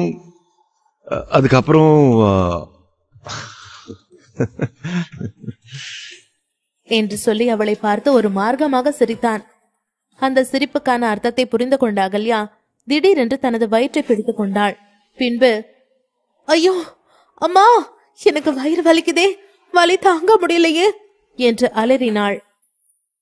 அவ்வளவு நேரம் நன்றாக பேசிக் கொண்டிருந்தவள் திடீரென்று வயிறு வலியில் துடிப்பதை பார்த்ததும் ராஜேஷ் வேகமாக அவள் அருகில் ஓடினான். பின்பு, என்னாச்சு, இவ்வளவு நேரம் நல்லதானே இருந்த, ஹாஸ்பிட்டலுக்கு போலாமா என்று கேட்டான். உடனே அகல்யா, இல்ல ஹாஸ்பிட்டல் எல்லாம் எதுவும் போவேணாம். ஐ திங்க் நான் கொஞ்ச நேரத்துக்கு முன்னாடி சாப்பிட்டது எனக்கு எதுவும் ஒத்துக்கலன்னு நினைக்கிறேன். கொஞ்ச நேரம் இங்கே அமைதியா உட்கார்ந்திருந்தா எனக்கு சரியாயிடும் என்று சொன்னாள். அவள் அப்படி சொல்லவும் தான் ராஜேஷிற்கு புரிந்தது, அப்படி என்றால் அவளுக்கு உண்மையில் வயிறு வலிக்கவில்லை, அவள் சரவணனை பார்க்க விரும்புகிறாள் என்று. 868 நான் அவளோட அண்ணன். அகல்யா வயிறு வலி என்று கத்தியதும் ராஜேஷ் உடனே அவளை ஹாஸ்பிட்டலுக்கு கூப்பிட, அவளோ அமைதியாக இங்கேயே இருந்தால் எனக்கு சரியாகிவிடும் என்று சொன்னாள். அவள் பேச்சை கேட்டு அவனும் நம்பி அவளுடன் அமைதியாக இருந்தான். சற்று நேரத்தில் இருவருக்கும் போர் அடிக்க அவர்கள் இருவரும் கேம் விளையாட ஆரம்பித்தார்கள். அப்பொழுது சரவணன் அங்கு வந்து நின்றான். அவனை பார்த்ததும் அவள் எந்த ஒரு வலியும் இல்லாமல் கேஷுவலாக எழுந்து நின்றாள். பின்பு, ராஜேஷ், நாம முதல்ல இங்கிருந்து போலாம், எனக்கு இங்க இருக்கவே பிடிக்கல என்று சொன்னாள். உடனே ராஜேஷ் அவளை பார்த்து முறைத்தவன் தனக்குள் நினைத்துக் கொண்டான். அடிப்பாவி, நான் எத்தனையோ பேரை ஏமாத்தி நாடகம் நடத்தியிருக்கேன், நீ என்னையே ஏமாத்தலாம் நினைக்கிறியா? நீ இவ்வளவு நேரம் காத்து கிடந்தது இவனை பாக்குறதுக்காகத்தானே. ஆனா இவனை ஏன் நீ பாக்கணும்னு நினைக்கிற? எனக்கு தெரிஞ்சு இவன் மேல உனக்கு தப்பான எந்த எண்ணமும் இல்லை. அவனை பார்க்குற பார்வையிலேயே உனக்கு அவன் மேல அக்கறை இருக்குன்னு நல்லா தெரியுது. ஆனா ஏன் அவன்கிட்ட கோவப்படுறன்னு தெரியல. நீ அவனை அண்ணனா நினைச்சாலும் சரி, வேற எதுவா நினைச்சாலும் சரி, உன்னை நான் அவனுக்கு விட்டு தர மாட்டேன். இவனுக்காக தானே நீ கொஞ்ச நேரத்துக்கு முன்னாடி என்கிட்ட டிராமா பண்ண. உனக்கு எப்படி பனிஷ்மெண்ட் கொடுக்கணும்னு எனக்கு தெரியும் என்று தனக்குள் நினைத்து அவளை திட்டியவன் அவளை பார்த்து சிரித்துக் கொண்டு சொன்னான். ஓகே அகல்யா, இப்போ நீ நல்லா தானே இருக்க? சரி வா கிளம்பலாம் என்று சொல்லி அவளது கையை பிடித்துக்கொண்டு நல்லவன் போல அங்கிருந்து நகர்ந்தான். அவர்கள் இருவரும் அங்கிருந்து நகர்வதை பார்த்ததும் சரவணன் வேகமாக அவர்கள் முன்பு தனது கையை நீட்டினான். பின்பு, ஒரு நிமிஷம் என்று சொல்லி அவர்களை தடுத்தான். உடனே அகல்யா கோபமாக, உன்னதான் நான் இங்க வரக்கூடாதுன்னு சொன்னேன்ல, அப்புறம் எதுக்கு நீங்க வந்த? உன்னை பார்க்கதான் இங்க யாருக்குமே பிடிக்கலன்னு தெரியுதுல்ல, அப்புறம் திரும்ப திரும்ப எதுக்காக எங்க குடும்பத்துக்கு முன்னாடி வந்து உன்னோட மூஞ்சியை காட்டுற? உன்னை பார்த்தாலே எங்களுக்கு வெறுப்பா இருக்கு. தயவு செஞ்சு இங்கிருந்து நகர்ந்து போ, என்னோட பாதையில வராத என்று திட்டினாள். உடனே சரவணன், அகல்யா, நான் உன்னை பார்க்க வரல, நான் ராஜேஷை பார்க்க தான் வந்தேன். நான் கொஞ்ச நேரம் ராஜேஷ் கூட பேசணும் என்று சொன்னான். சரவணன் அப்படி சொன்னதும் அகல்யா அதிர்ந்து போனாள். இதுவரை ராஜேஷ் என்பவனை பற்றி அவனுக்கு எதுவும் தெரியாது. அப்படி இருக்கும் பொழுது திடீரென்று அவனிடம் பேசுவதற்கு இவனுக்கு என்ன இருக்கிறது என்று நினைத்தவள் கோபமாக சரவணனை பார்த்தாள். இங்க பாரு, ராஜேஷ் என்னோட பாய் ஃப்ரெண்ட், அவங்க கூட பேசுறதுக்கு உனக்கு என்ன இருக்கு? அவங்கிட்ட நீ ஏன் பேசணும் என்று கேட்டாள். உடனே சரவணன், அத உங்ககிட்ட என்னால இப்ப சொல்ல முடியாது. இப்ப நான் உங்ககிட்ட பேசி ஆகணும் மிஸ்டர் ராஜேஷ். எனக்காக ஒரு 10 மினிட்ஸ் ஒதுக்க முடியுமா என்று கேட்டான். அவன் எதற்காக தன்னை பார்க்க விரும்புகிறான் என்று ராஜேஷிற்கு எந்த ஐடியாவும் இல்லை. ஆனாலும் சரவணன் மீது அவனுக்குள் ஒரு கோபம் இருந்தது. தன்னை விட அகல்யா சரவணனை உயர்வாக நினைக்கிறாளே என்று. அதனால் ராஜேஷ் சரவணனுக்கு ஒரு பாடம் புகட்ட விரும்பினான். உடனே, அகல்யா, இப்ப எதுக்கு நீ டென்ஷன் ஆகுற?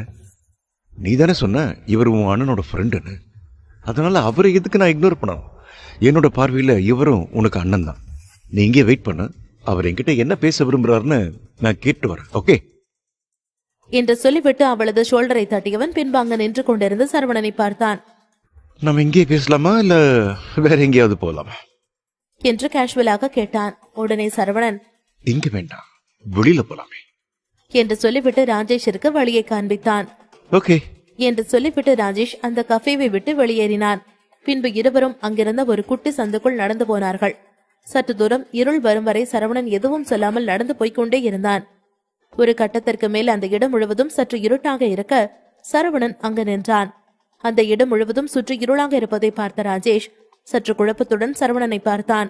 பின்பு, மிஸ்டர் சரவணன், இங்கேயா நாம 2 பேரும் பேச போறோம் என்று கேட்டான். அவன் அப்படி கேட்டதும் சரவணன் ராஜேஷை பார்த்து முறைத்து கொண்டு சொன்னான். ஏன் உனக்கு இருட்டுனா பிடிக்காதா? எனக்கு தெரிஞ்ச வரைக்கும் உனக்கு இருட்டுனா ரொம்ப பிடிக்குமாமே. நீ எப்பவுமே இருட்டுல இருக்கதான் ஆசைப்படுவியாமே என்று கேட்டான். சரவணன் என்ன சொல்ல வருகிறான் என்று எதுவும் புரியாத ராஜேஷ் குழம்பி போனான். பின்பு, மிஸ்டர் சரவணன், என்ன சொல்ல வரீங்க என்று கேட்டான். உடனே சரவணன் அவனது கோட்டுக்குள் இருந்த ஒரு ஃபைலை தூக்கி அவனது மூஞ்சியில் வீசினான். அது அவனது முகத்தில் பட்டு தரையில் விழுந்தது. திடீரென்று சரவணனின் செய்கையை பார்த்ததும் ராஜேஷ் அதிர்ந்து போனான். உடனே, மிஸ்டர் சரவணன், இது என்ன ஹேபிட்?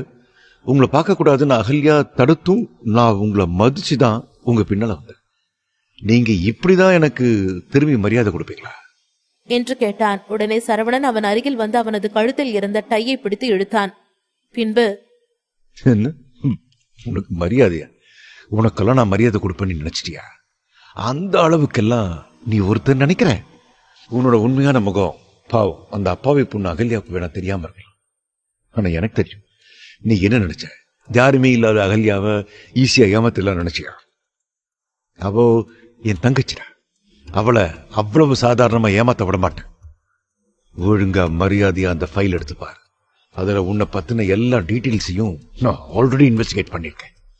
நீ மட்டும் அகல்யாவோட வாழ்க்கையில விளையாடணும்னு நினைச்ச, அதுக்கப்புறம் உன்னோட உடம்புல உயிர் இருக்காது, பாத்துக்க என்று மிரட்டினான். சரவணன் அப்படி பேசியதும் வேகமாக தரையில் கிடந்த ஃபைலை எடுத்து ராஜேஷ் பார்த்தான். அதில் அப்ராடில் அவன் பல பெண்களுடன் தனிமையில் இருந்த போட்டோக்களும், பின்பு அதனால் அங்கு அவனுக்கு ஏற்பட்ட பிரச்சனைகளும், அவை அனைத்தும் பேப்பரில் வந்ததும் என்று அந்த ஃபைல் முழுவதும் அவனை பற்றிய அனைத்து நியூஸ்களும் இருந்தது. அதையெல்லாம் பார்த்தவன் சரவணனை அதிர்ச்சியுடன் பார்த்தான். யூ ராஸ்கல், நீ என்ன பத்தி இன்வெஸ்டிகேட் பண்ணியா? நான் அகல்யாவோட பாய் ஃப்ரெண்ட். அவளை நான் என்ன வேணாலும் பண்ணுவேன். உனக்கு என்னடா? நீ யாரா அதை கேட்க என்று கேட்டான். உடனே சரவணன் சட்டென்று அவனது கையை பிடித்து முறுக்கினான். என்ன? நான் யாரா? இப்பதான் கொஞ்ச நேரத்துக்கு முன்னால சொன்னேன்ல, நான் அவளோட அண்ணன். அவளை ப்ரொடெக்ட் பண்ண வேண்டியது என்னோட கடமை. ஒருவேளை நான் அவளை ப்ரொடெக்ட் பண்ணலனா என்ன ஆதிரன் மன்னிக்கவே மாட்டான் என்று சொன்னான். சரவணன் அப்படி அவனது கையை பிடித்து முறுக்கி கொண்டிருப்பதை பார்த்ததும் ராஜேஷ் அதிர்ந்து போனான். சரவணனின் கண்களில் ஒரு வகையான வெறி தெரிந்தது. விட்டால் அவனை அங்கேயே கொன்று விடுவது போல சரவணன் அவனை கோபத்துடன் பார்த்து கொண்டிருந்தான். அப்பொழுது திடீரென்று அவர்களுக்கு பின்னால் அகல்யாவின் குரல் கேட்டது. யாரும் யார மன்னிக்க மாட்டாங்க என்று.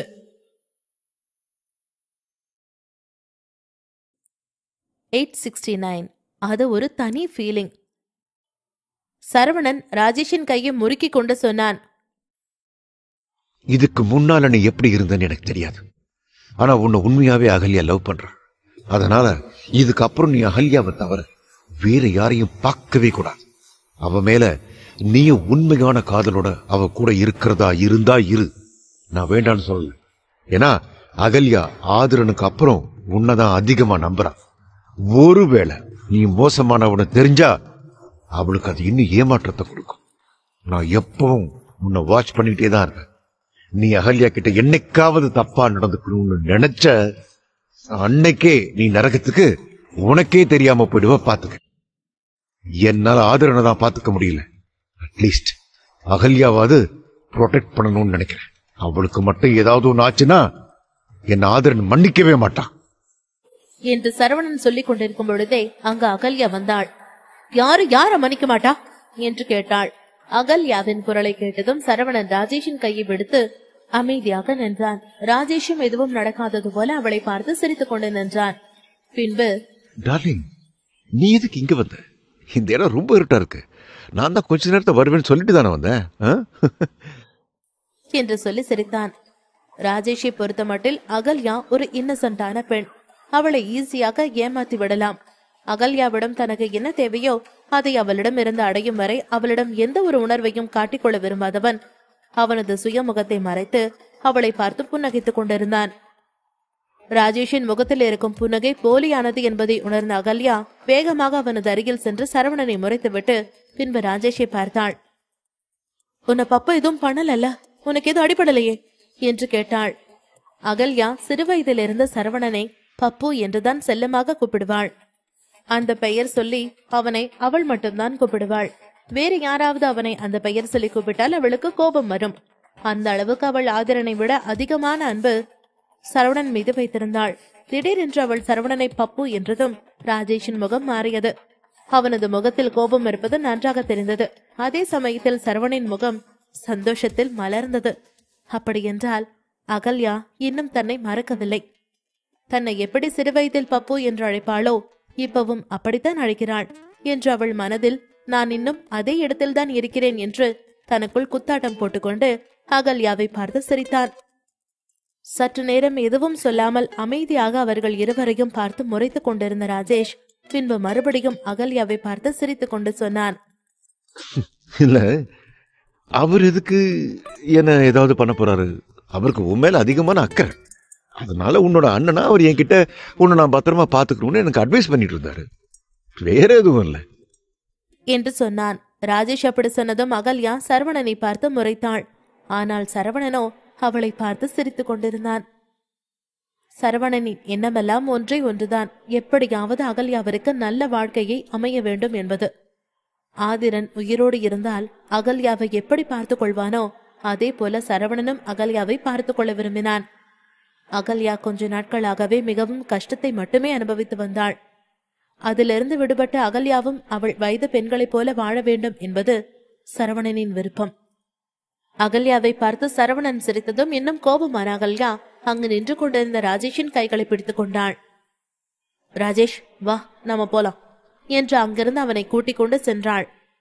இதுவரை அகல்யாவுடன் இவன் பழகிய இத்தனை நாட்களில் ஒரு நாள் கூட அவள் ராஜேஷை தொட விட்டதே கிடையாது.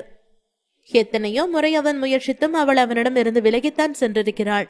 காரணம் கேட்டால் அவள் இன்னும் காலேஜ் தான் படிக்கிறேன், படிப்பு முடியட்டும் என்று ஏதேதோ சொல்வாள். அவனும் சரி என்று என்னதான் தலையை ஆட்டினாலும் எப்படியாவது இவளுடன் இணைய வேண்டும் என்று மனதிற்குள் துடித்துக் கொண்டிருந்தான். அவள் கையை எப்படி பிடித்திருக்க அவன் சட்டென்று அவளது கைகளை இறுக பிடிக்க போனான். ஆனால் அகல்யா அவனிடமிருந்து திரும்பவும் தனது கைகளை விடுவித்துக் கொண்டாள். அவள் சட்டென்று தனது கையை எடுத்துக்கொள்ளவும் ராஜேஷின் முகம் கருத்து போனது. அவன் இதுவரை பழகிய அனைத்து பெண்களையும் ஒரு நாள் அல்லது 2 நாட்களுக்குள் அவர்களை தனது வலையில் வீழ்த்து விடுவான். ஆனால் இத்தனை நாளாகியும் அகல்யாவை அடையாமல் இருப்பது அவனுக்கு ஒரு விதத்தில் அதிர்ச்சியை ஏற்படுத்தி இருந்தது.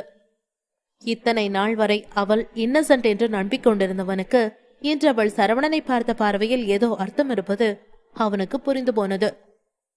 ஒருவேளை அவனுக்கு முன்னாடியே வேற யாராச்சும் கூட நெருக்கமா இருந்திருப்பாளோ என்று சந்தேகத்துடன் அவளை பார்த்தான். அகல்யாவும் ராஜேஷும் அங்கிருந்து சென்று வெகு நேரமாகியும் சரவணன் அந்த இடத்தை விட்டு நகராமல் அப்படியே அங்கேயே நின்று கொண்டிருந்தான். சரவணன் அப்படி நிற்பதை பார்த்த ஜஸ்டின் அவன் அருகில் வந்தான். பின்பு, பாஸ், அந்த ராஜேஷ் ரொம்ப மோசமானவன், சரியான பிளேபாய். நிச்சயம் அவன் அந்த பொண்ணுக்கு ஒரு நல்ல பாய் ஃப்ரெண்டா இருக்க மாட்டான். அவன் அந்த பொண்ணுக்கு உண்மையாவே இல்லை. இந்த பொண்ணு எப்படியாவது ஏமாத்தி யூஸ் பண்ணிக்கலான்னு தான் பார்க்கறான். அந்த உண்மை உங்களுக்கு தெரிஞ்சிருந்தும் அந்த பொண்ணுகிட்ட உண்மை எதையும் சொல்லாம அவன் கூட இப்படி அந்த பொண்ணை அனுப்பி வைக்கிறதுக்காக தான் நீங்க இவ்வளவு தூரம் வந்தீங்களா? எதுக்கு நீங்க இந்த பொண்ணை பார்க்க எவ்வளவு தூரம் வரணும் என்று கேட்டான். உடனே சரவணன் சிரித்துக் கொண்டு, ஜஸ்டின், அதெல்லாம் உனக்கு சொன்னா புரியாது. அது ஒரு வகையான ஃபீலிங். பார்த்தல அவ என்ன பார்த்த பார்வைய, அதுல எவ்வளவு அன்பு இருந்துச்சுன்னு. அது மட்டும் இல்லாம அவ என்ன பப்புன்னு கூப்பிட்டா. அந்த ஒத்த வார்த்தைக்காகவே நான் இன்னும் எத்தனை மணி நேரம் வேணாலும் டிராவல் பண்ணி வந்து அவளை பார்க்கலாம், தப்பே இல்லை என்று சொன்னான். என்னவா சொல்றீங்க? நீங்க சொல்றது எதுவுமே எனக்கு புரியல என்று ஜஸ்டின் கேட்டான். உடனே சரவணன் சிரித்துக் கொண்டு, ஜஸ்டின், நீ சண்டை போடுறதுல வல்லவனா இருக்கியே தவிர ஃபேமிலி பத்தி உனக்கு எதுவும் தெரியல. அதனாலதான் நீ இவ்வளவு சாதாரணமா சொல்ற.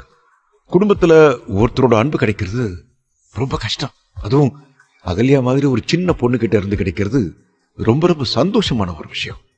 அகல்யா என்னோட கண்ணுக்கு இன்னும் அதே சின்ன குழந்தை மாதிரி தான் தெரியுறா. சரி, அதை விடு. ஃபேமிலின்னு சொல்லவும் தான் எனக்கு ஞாபகம் வருது. நீ இது வரைக்கும் உன்னோட ஃபேமிலியை பத்தி எதுவுமே என்கிட்ட சொல்லிட்டதே இல்லையே. ஏன்? அவங்க எல்லாம் எங்க இருக்காங்க? நீ அவங்கள போய் பாப்பியா என்று கேட்டான். சரவணன் ஜஸ்டினின் ஃபேமிலியை பற்றி கேட்டதும் ஜஸ்டினின் முகம் ஒரு மாதிரி வாடி போனது.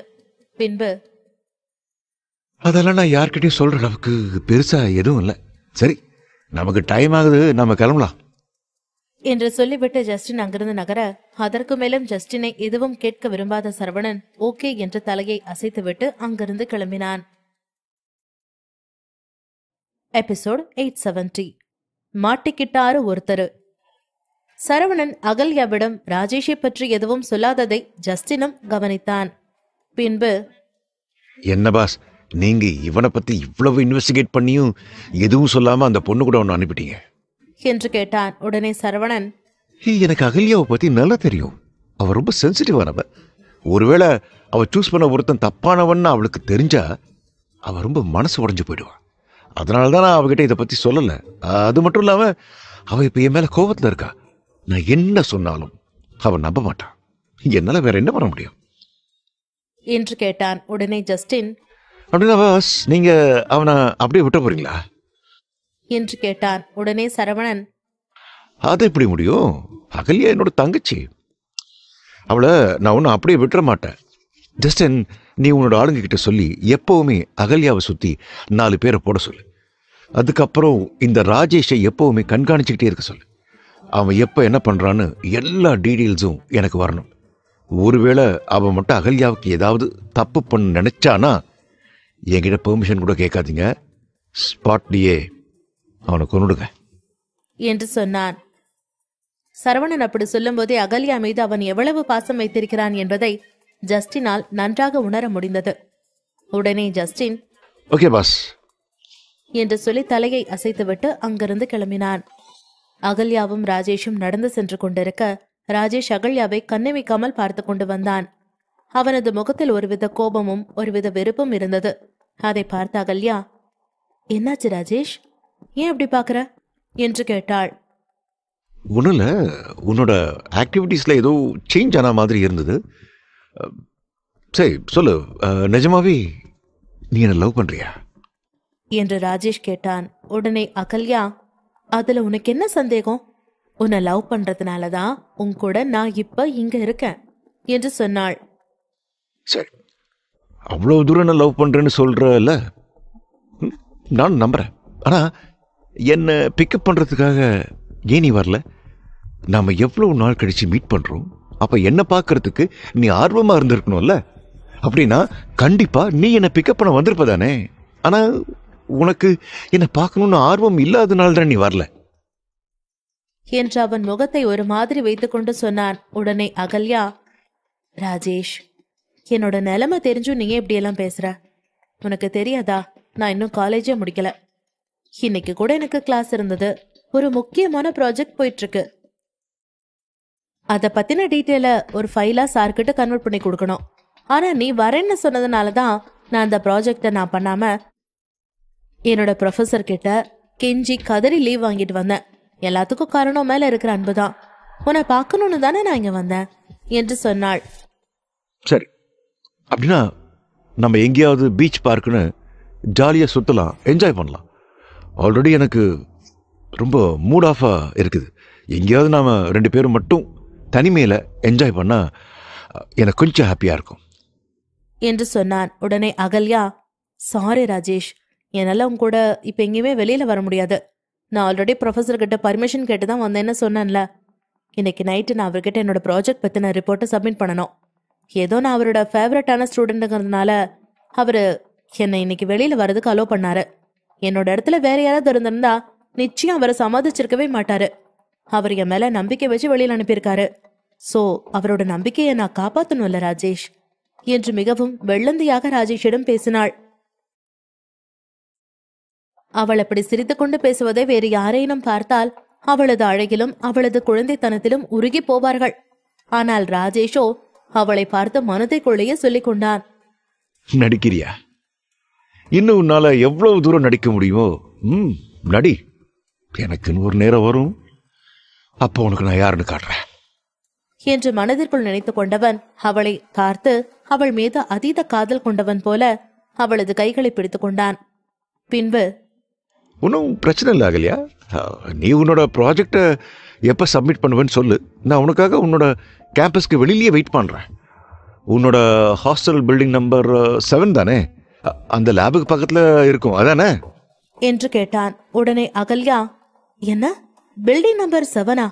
லேபுக்கு பக்கத்துல இருக்கா? ராஜேஷ், நீ என்ன சொல்ற? என்னோட ஹாஸ்டலுக்கு பக்கத்துல எந்த லேபும் இல்ல. அப்புறம் என்னோட ஹாஸ்டல்ல மொத்தமா இருக்கிறதே 5 பில்டிங் தான். அப்புறம் எப்படி நான் பில்டிங் 7ல இருப்பேன் என்று கேட்டாள். அகல்யா அப்படி கேட்டதும் ராஜேஷ் சட்டென்று சுதாரித்துக் கொண்டான்.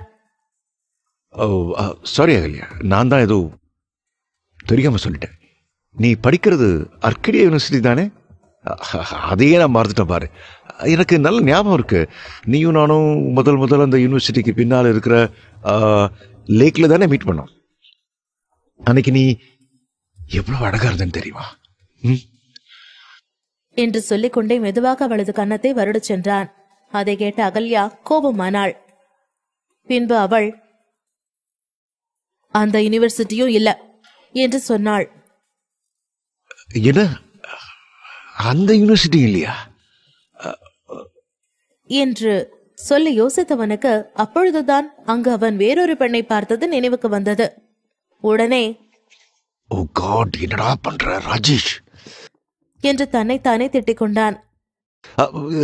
இல்ல அகல்யா, எனக்கு இப்ப ஞாபகம் வந்துருச்சு என்று ஏதோ சொல்ல போக தனது கையில் வைத்திருந்த பேக்கை தூக்கி அவனது முகத்தில் ஓங்கி அடித்தாள்.